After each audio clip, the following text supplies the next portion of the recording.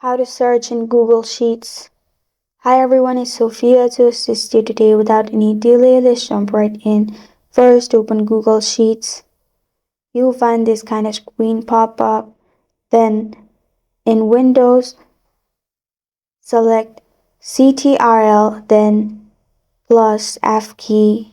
After you do that, you'll find Find in Sheet option pop up on right side.